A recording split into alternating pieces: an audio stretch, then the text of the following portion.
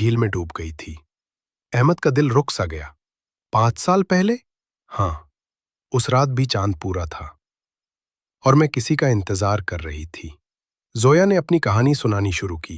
रात के 11:30 बजे थे। पहाड़ों के बीच एक पुरानी झील जिसके इर्द गिर्द दरख्तों की लंबी कतारें थीं। हवा में अजीब सा सुकूत, न झिंगरों की आवाज, न पत्तों की सरसराहट, सिर्फ झील की हल्की लहरें जो चांद की रोशनी में चमक रही थीं। इसी झील के किनारे अहमद आहिस्ता आहिस्ता चलता हुआ आया। वो अक्सर यहां आता था। इसे खामोशी पसंद थी, तन्हाई पसंद थी, लेकिन आज की रात कुछ अलग थी। चांद पूरा था और उसकी रोशनी पानी पर दूध की तरह फैली हुई थी। अहमद एक पत्थर पर बैठ गया, जेब से सिगरेट निकाला और आसमान की तरफ देखने लगा। अचानक उसे लगा जैसे कोई पीछे खड़ा हो। वो मुड़ा, मगर वहां कोई नहीं था। फिर झील के अंदर हल्की सी चमक उभरी, जैसे कोई सफेद दुपट्टा पानी में तीर रहा हो। पहले उसे लगा शायद रोशनी का धोखा है, मगर फिर वो दुपट्टा पानी से ऊपर उठने लगा और उसके साथ एक लड़की नमूदार हुई। सफेद लिबास, लंबे बाल, आंखों में अजब सा सुकून, जैसे वो सदियों से सोती हो और अब जागी हो। अहमद सकते में आ गया। लड़की मुस्कुरा रही थी। तुम यहां अकेले क्यों बैठे हो? आवाज नरम थी मगर ठंडी, जैसे सर्द हवा किसी पुरानी गली से गुजरी हो। अहमद चूका। मैं अक्सर आता हूं यहां। तुम कौन हो? वो बोली। मैं इस झील की खामोशी हूं जो तुम्हें बार बार बुलाती है। अहमद मैंने बात को मजाक समझा, लेकिन अगली रात वो फिर वहां गया और वो लड़की फिर मौजूद थी। हर रात वो आती, बात करती, कभी हंसती, कभी खामोश रहती। अहमद ने महसूस किया वो लड़की सिर्फ रात के वक्त आती है, चांदनी में। दिन निकलते ही वो गायब हो जाती। अहमद इससे खिंचता चला गया। अब वो दिन भर बेचैन रहता। शाम होते ही झील की तरफ दौड़ जाता। उसका नाम जोया था। जोया की बातों में एक अजीब उदासी थी, जैसे वो किसी गहरे दुख से भरी हो। जोया, तुम कहाँ रहती हो? अहमद ने एक रात पूछा। जोया खामोश रही, बस पानी की तरफ देखती रही। मैं वहीं रहती हूं जहां वादे टूटे जाते हैं। एक रात अहमद ने हिम्मत की। जोया, सच बताओ, तुम इंसान हो? जोया के चेहरे पर मुस्कुराहट जम गई। तुम्हें क्या लगता है? इसके अल्फाज के साथ ही हवा थम गई। पानी का स्क्वैश बंद हो गया और एक लम्हे को ऐसा लगा जैसे पूरी फजा रुक गई हो।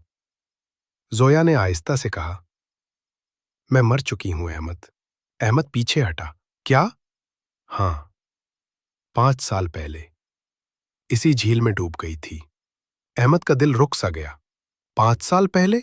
हाँ, उस रात भी चांद पूरा था और मैं किसी का इंतजार कर रही थी। जोया ने अपनी कहानी सुनानी शुरू की। वो कहने लगी, मैं एक इंसान से मोहब्बत करती थी। वो वादा करके गया था कि वापस आएगा, मगर वो ना आया। मैं सारी रात उस झील के किनारे बैठी रही और फिर मैंने खुद को पानी में गिरा दिया। आवाज में खामोश आंसू थे। अहमद की आंखों में नमी भर गई। तुम्हें कैसे पता कि मैं वो नहीं?